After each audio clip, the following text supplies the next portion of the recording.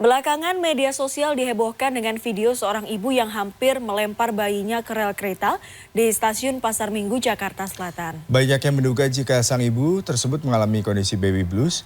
Lalu apa sebenarnya baby blues dan bagaimana cara mengatasinya? Berikut laporan khas Redaksi Pagi.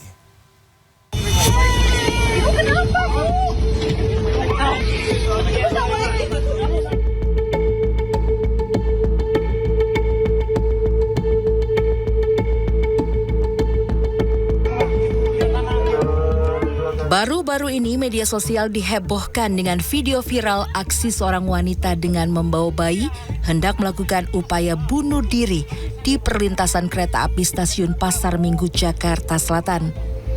Unggahan itu bahkan menyebut sang ibu hampir melemparkan bayinya ke rel kereta. Beruntung usaha tersebut berhasil digagalkan oleh petugas kereta komuter dan sang bayi berhasil diselamatkan. Banyak yang menduga peristiwa yang terjadi pada Sabtu 2 September lalu itu disebabkan lantaran sang ibu yang mengalami kondisi baby blues.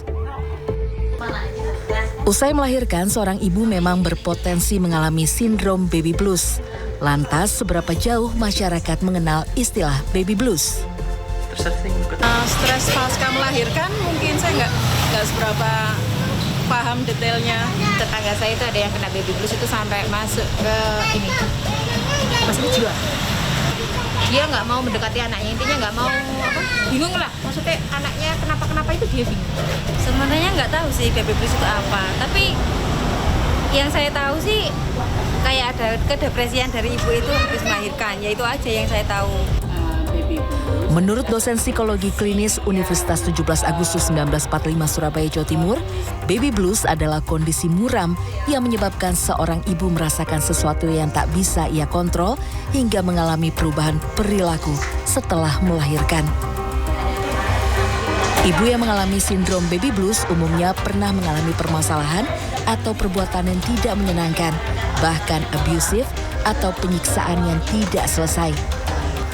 Biasanya sindrom ini dipicu lantaran sang ibu tidak mempunyai tempat mengadu atau tidak mampu mengungkapkan apa yang dirasa. Ditambah banyaknya rutinitas baru yang cukup melelahkan pasca melahirkan. Ibu yang mengalami sindrom baby blues akan rentan melampiaskan emosinya ke sang bayi yang dianggap lemah. Faktor internal yang menyebabkan kondisi itu terjadi adalah kepribadian sang ibu.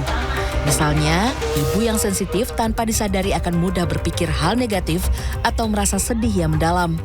Sementara faktor eksternal yang menyebabkan baby blues adalah situasi lingkungan seperti penerimaan suami terhadap proses-proses melahirkan.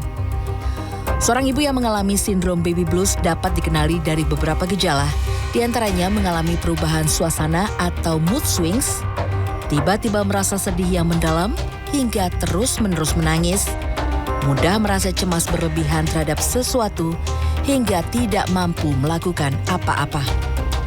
Gejala baby blues bisa terjadi selama beberapa hari hingga 2 minggu. Kondisi ini perlu segera dikendalikan agar tidak terjadi secara berkelanjutan. Untuk mengatasinya, seorang ibu harus menyadari dulu jika ia mengalami baby blues. Kemudian lakukanlah relaksasi seperti menarik atau membuang nafas hingga perasaan menjadi tenang. Mandi air hangat juga bisa membantu menenangkan pikiran. Setelahnya, cobalah mencari tahu penyebab perasaan sedih yang dialami. Dan berkonsultasilah dengan psikolog bila perlu. Pada saat-saat kehamilan, itu ibu bisa melakukan senam-senam hamil yang merilekskan. Itu juga sebenarnya untuk meregulasi emosinya.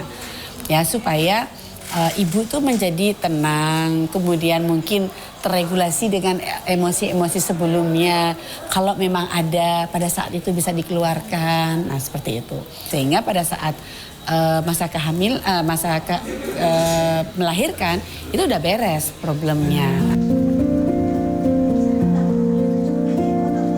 Dukungan suami, keluarga, hingga teman terdekat juga sangat penting untuk mengatasi seorang ibu yang mengalami sindrom baby blues. Membantu sang ibu untuk merawat bayi hingga menjaga perkataan agar tidak menyinggung perasaannya akan sangat bermanfaat untuk menjaga kestabilan emosional ibu pasca melahirkan. Mereka diriku selalu ditimang.